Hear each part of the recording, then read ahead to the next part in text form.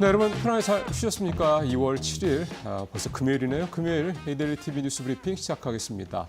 눈이 또 살짝 옵니다. 출근길 주의하시기 바라겠습니다. 자, 오늘 이데일리 신문은요, 일면과 구면에 걸쳐서요, 머니 무브에 대한 부분을 좀 다루고 있습니다. 최근에 우리 주식시장 분위기가 비교적 괜찮죠. 그러다 보니까 뭔가 좀 주식시장에 좀 어떤 수급적인 측면에서의 변화가 있는 게 아니냐, 뭐 이런 부분들에 대한 관심들이 좀 많이 계신 것 같습니다.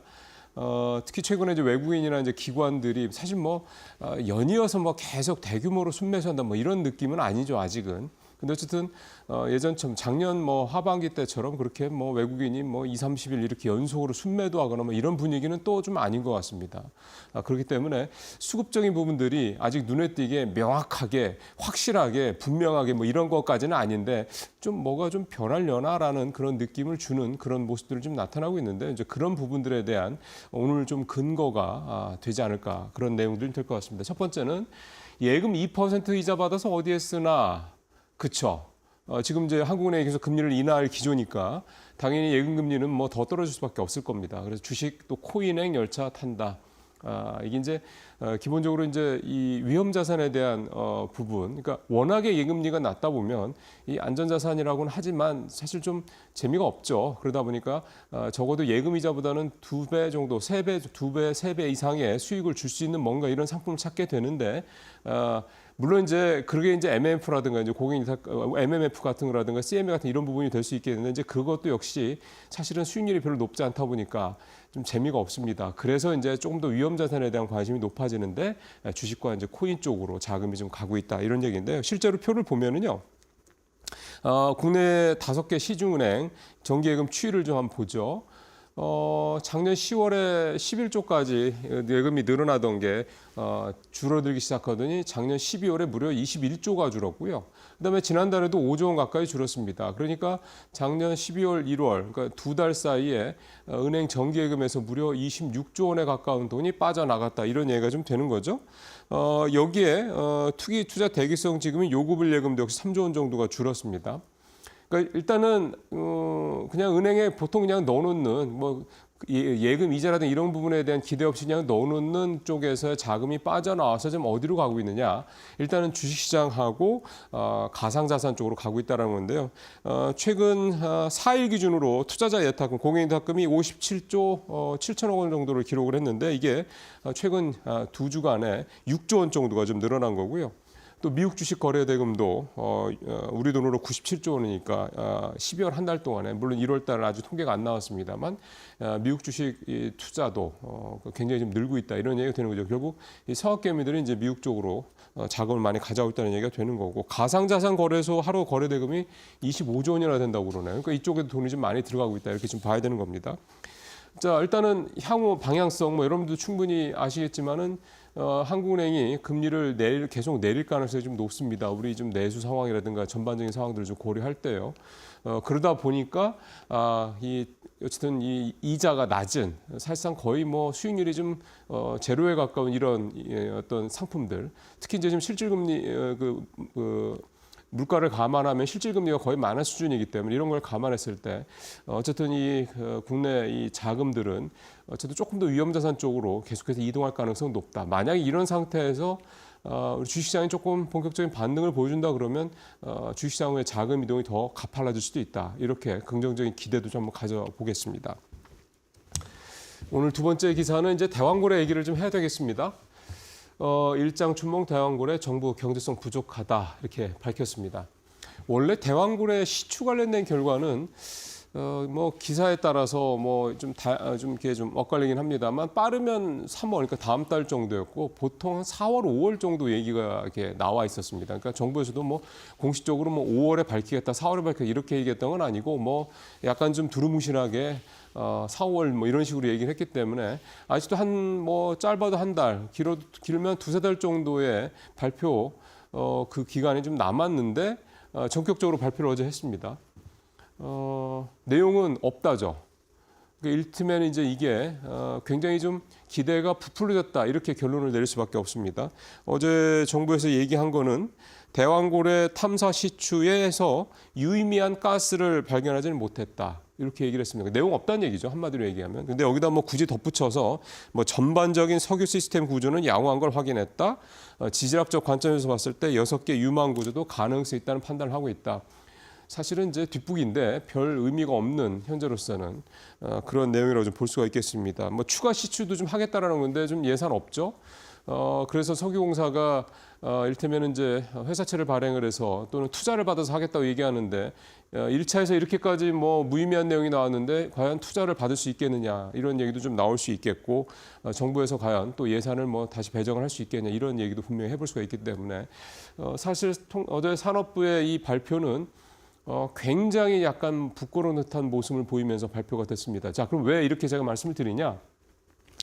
지난해 6월 3일이었습니다. 윤석열 대통령이 그때 사전 예고 없이 브리핑을 했죠. 대왕고래가 지금 발표를 하면서 140억 배럴의 석유와 가스가 매장될 가능성이 있다. 상당히 흥분된 목소리로 그때 얘기를 했고요.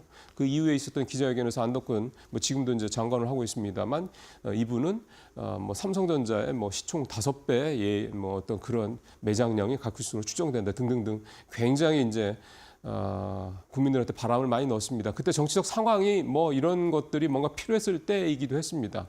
결국 이번에도 이게 이 동해 석유 관련된 얘기는 또 한 번 이제 정치적인 어떤 의도에 의해서 이용당한, 활용된 또 그런 또 하나의 이제 사례가 됐습니다. 과거에도 이런 사례가 몇 번 있었거든요. 그러니까 이런 식으로 가면은 이게 단순히 양치기 소년이냐 아니냐의 문제를 떠나서 이 대외 신뢰도 굉장히 떨어지게 됩니다. 또 국민들이 정부에 대해서 앞으로 동해가스나 동해 석유 관련돼서 이런 얘기 나올 때 국민들이 믿겠습니까?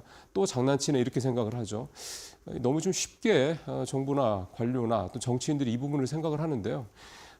이 간단한 문제가 아니라는 생각을 들고 있는데 이 부분에 대해서는 분명히 누군가 책임을 져야 된다는 생각을 좀 하게 됩니다. 그래서 대왕고래 관련된 부분들 오늘 아마 주가 많이 떨어질 텐데요.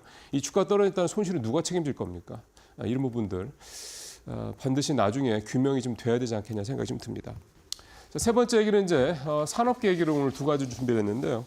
일단은 K배터리 3사 얘기입니다.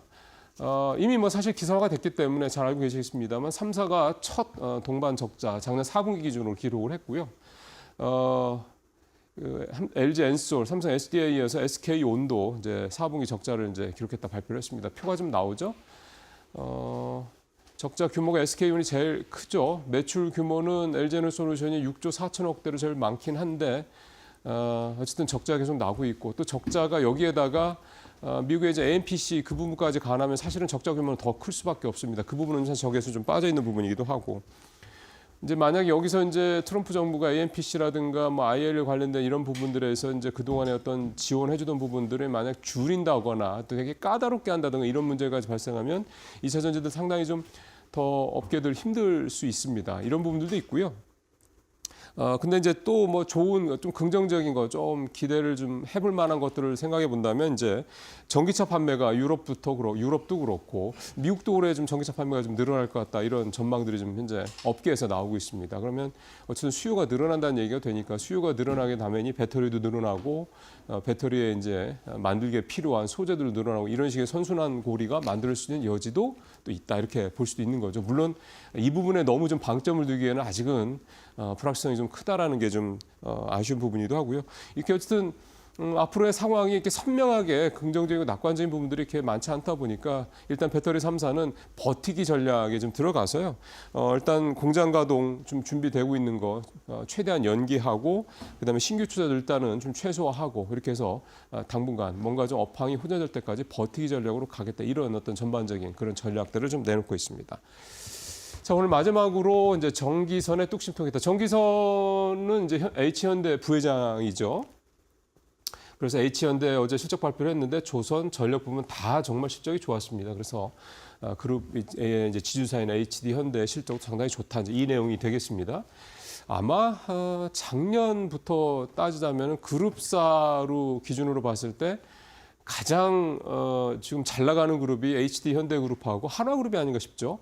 특히 이제 작년 말 올해 초에 한화그룹의 계열사들을 담은, 그러니까 삼성그룹 계열사를 담은 이 삼성 ETF가 있는 것처럼 이제 한화그룹의 계열사들을 담은 이제 한화 ETF 상품들이 있더라고요. 마침 또 그것도 하나 운용해서 이제 냈던데 어쨌든 그 상품의 수익률이 굉장히 높은 것도 보면 그만큼 이제 계열사들의 실적이 좋다 이런 얘기가 되는 거고 HD 현대그룹도 마찬가지입니다. 일단은 이 조선해양 부분에 한국조선해양 실적 굉장히 좀 좋았고요. 그다음에 이제 전력 설비 쪽이죠. HD현대 일렉트릭도 실적도 굉장히 좋았습니다. 다 뭐 역대 최대치 뭐 이런 식의 얘기를 할 정도로 상당히 좋은 모습들을 보였고 또 지금 이 두 업종 쪽 조선 쪽하고 전력 설비 쪽은 앞으로도 성장성에 대해서 뭐 계속 좋은 얘기들이 많이 나오는 업종도 아니겠습니까? 그러니까 당분간도 H현대나 이쪽에 이 그룹의 이 기업 실적, 뭐 그다음에 이 지주사들의 실적은 상당히 좀 좋지 않겠냐 이런 기대를 좀 해볼 수가 있겠고요. 어쨌든 상당히 좀 최근 들어서 이 중견 그룹에서 이제 완전히 이제 상위권 그룹으로 확 도약을 하고 있는 두 그룹, 그러니까 HD현대와 한화그룹이 좀 눈에 띈다. 이렇게 좀 말씀을 좀 드릴 수가 있겠습니다. 이게 이제 이 두 그룹뿐만이 아니라 다른 그룹들한테도 좀 확산됐으면 하는 기대감은 참 있죠. 그렇게 되길 좀 바라보겠습니다. 오늘 뉴스 브리핑 마치겠습니다.